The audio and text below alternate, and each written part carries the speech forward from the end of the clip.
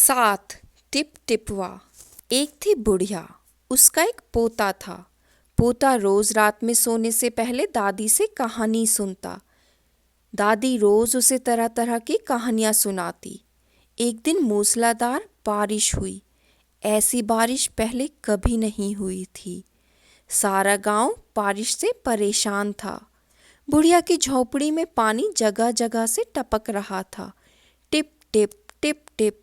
इस बात से बेखबर पोता दादी की गोद में लेटा कहानी सुनने के लिए मचल रहा था। बुढ़िया खींच कर बोली, अरे बचवा, का कहानी सुनाए? ई टिप टिपवा से जान बचे तब ना। पोता उठकर बैठ गया। उसने पूछा, दादी, ये टिप टिपवा कौन है? टिप टिपवा क्या शेर बाघ से भी बड़ा होता है? दादी छत से टपकते हुए पानी की तरफ देखकर बोली, हाँ बचवा, न शेर के डर न बगवा के डर, डर त डर टिपवा के डर। संयोग से मुसीबत का मारा एक बाघ बारिश से बचने के लिए झोपड़ी के पीछे बैठा था। बेचारा बाघ बारिश से घबराया हुआ था। बुढ़िया की बात सुनते ही वह और डर गया। अब वह टिपटिपुआ कौन सी बला है? जरूर यह कोई बड़ा जानवर है, तभी तो बुढ़िया शेर बाघ से ज्यादा टिपटिपुआ से डरती है। इससे पहले कि बाहर आकर वह मुझ पर हमला करे, मुझे ही यहाँ से भाग जाना चाहिए। बाघ ने ऐसा सोचा और झटपट वहां से दुम दबाकर भाग चला। उसी गांव में एक धोबी रहता था। वह भी बारिश से परेशान था। आज सुबह से उसका गधा गायब था। सारा दिन वह बारिश में भीगता रहा और जगह जगह गधे को ढूंढता रहा, लेकिन वह कहीं नहीं मिला। धोबी की पत्नी बोली, जाकर गांव के पंडित जी से क्यों नहीं पूछते? वे बड़े ज्ञानी हैं, आगे पीछे सब के हाल की उन्हें खबर रहती है। पत्नी की धोबी को जच गई। अपना मोटा लट उठाकर वह पंडित जी के घर की तरफ चल पड़ा। उसने देखा कि पंडित जी घर में जमा बारिश का पानी उलीच उलीच कर फेंक रहे थे।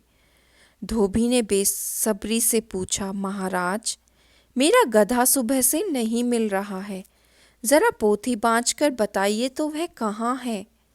सुबह से पानी उलीचते उलीचते पंडित जी थक गए थे। धोबी की बात सुनी तो झुंझला पड़े और बोले, मेरी पोथी में तेरे गधे का पता ठिकाना लिखा है क्या, जो आ गया पूछने? अरे जाकर ढूंढ उसे किसी गढ़ई पोखर में। और पंडित जी लगे फिर पानी उलीचने। धोबी वहां से चल दिया। चलते चलते वह एक तालाब के पास पहुंचा। तालाब के किनारे ऊंची ऊंची घास उग रही थी। धोबी घास में गधे को ढूंढने लगा। किस्मत का मारा बेचारा बाघ टिपटिपुआ के डर से वहीं घास में छिपा बैठा था। धोबी को लगा कि बाघ ही उसका गधा है। उसने आव देखा न ताव और लगा बाघ पर मोटा मोटा लठ बरसाने।